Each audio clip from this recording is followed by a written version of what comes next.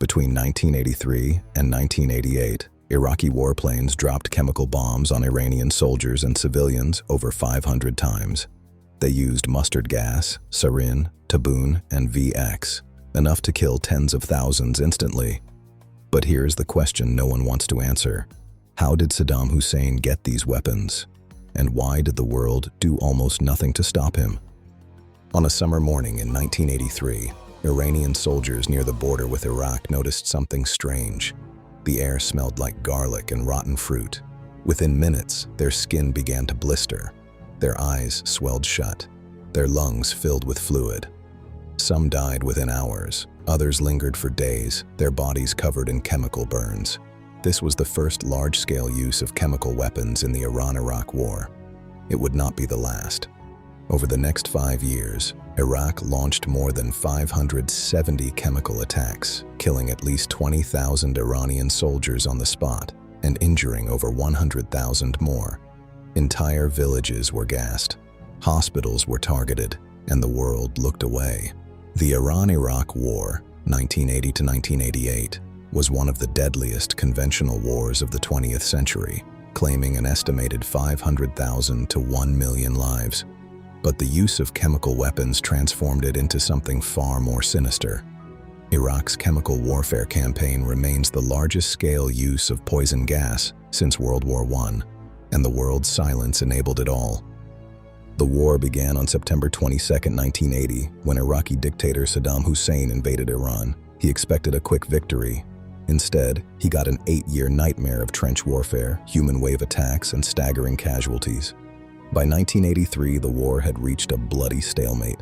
Iran, despite suffering massive losses, refused to surrender. Saddam needed a game-changer.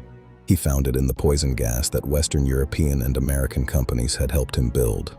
Between 1983 and 1988, Iraq dropped chemical bombs on Iranian soldiers and civilians more than 570 times. The Iraqi military used a lethal cocktail of blister and nerve agents, including mustard gas, sarin, taboon, and VX, killing or injuring over 100,000 Iranian troops alone. The attacks were methodical. Mustard gas was used to deny territory and attack rear positions, causing slow, agonizing blisters.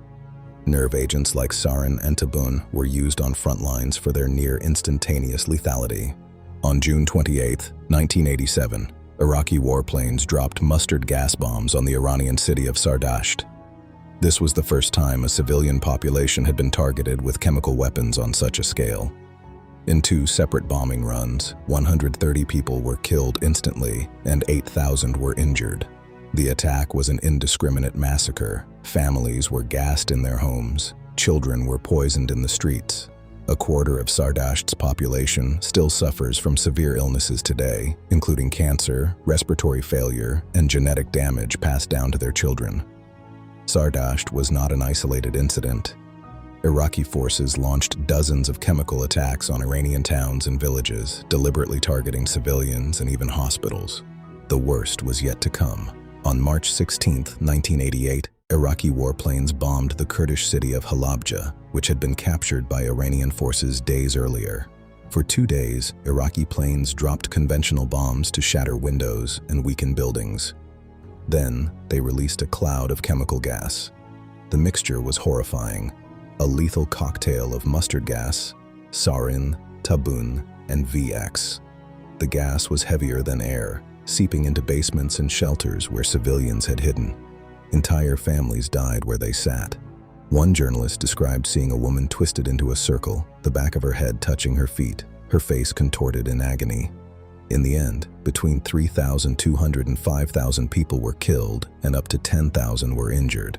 The United Nations later confirmed that Iraq had used chemical weapons against its own Kurdish civilians as part of the genocidal Anfal campaign.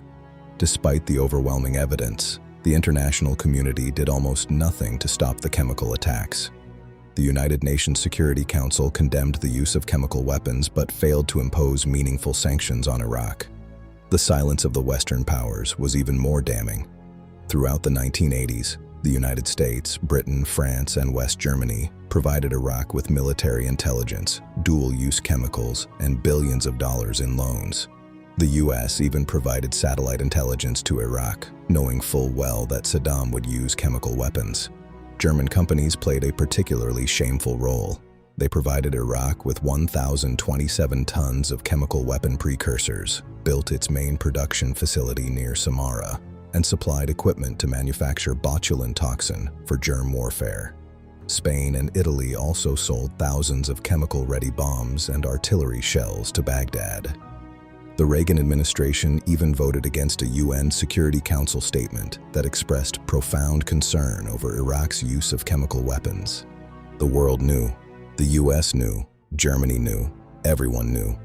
And yet, the chemical attacks continued for 5 years. So here is the question.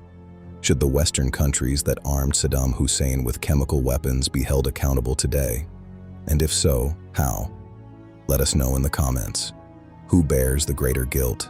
The dictator who pulled the trigger, or the nations that sold him the bullets? The war ended in August 1988, but the suffering did not. Tens of thousands of Iranian soldiers and civilians continue to suffer from the long-term effects of chemical exposure. Even today, over 60,000 survivors require regular medical treatment for chronic respiratory and skin conditions. The health effects are devastating. Studies have shown that survivors of mustard gas exposure have significantly higher rates of liver cancer, respiratory disorders, and multiple myeloma. Birth defects and miscarriages are alarmingly common among the children of survivors. For the people of Halabja and Sardasht, the nightmare never ended. Generations have been born with genetic mutations. The chemical agents have contaminated the soil and water, ensuring that the massacre will claim victims for decades to come. Why does this forgotten genocide matter today? Because it reveals a horrifying truth. Mass murder does not require monsters. It only requires enablers. The chemical weapons that killed tens of thousands of Iranians and Kurds were not produced in some secret Iraqi laboratory. They were built with technology, chemicals, and financial backing from the most powerful nations on Earth. The tragedy of the Iran-Iraq War is not just that Saddam Hussein was a butcher. It is that the world watched him sharpen his knives and handed him the poison. But there is hope in remembering.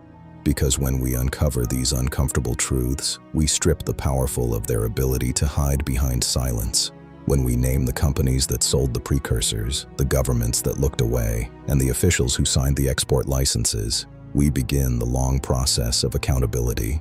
The survivors of Sardasht and Halabja are still fighting for justice. Iranian chemical weapons victims continue to demand compensation from German and American companies. Kurdish families are still waiting for reparations from the Iraqi government. Their struggle is not over, and neither is ours. We cannot change the past, but we can refuse to forget. We can question our governments when they arm dictators. We can support the victims of chemical warfare. And we can ensure that the next time a regime uses poison gas, the world does not look away. The wounds of the Iran-Iraq War are still bleeding. It is our duty to heal them by remembering, by demanding justice, and by vowing never to let such cowardly silence happen again.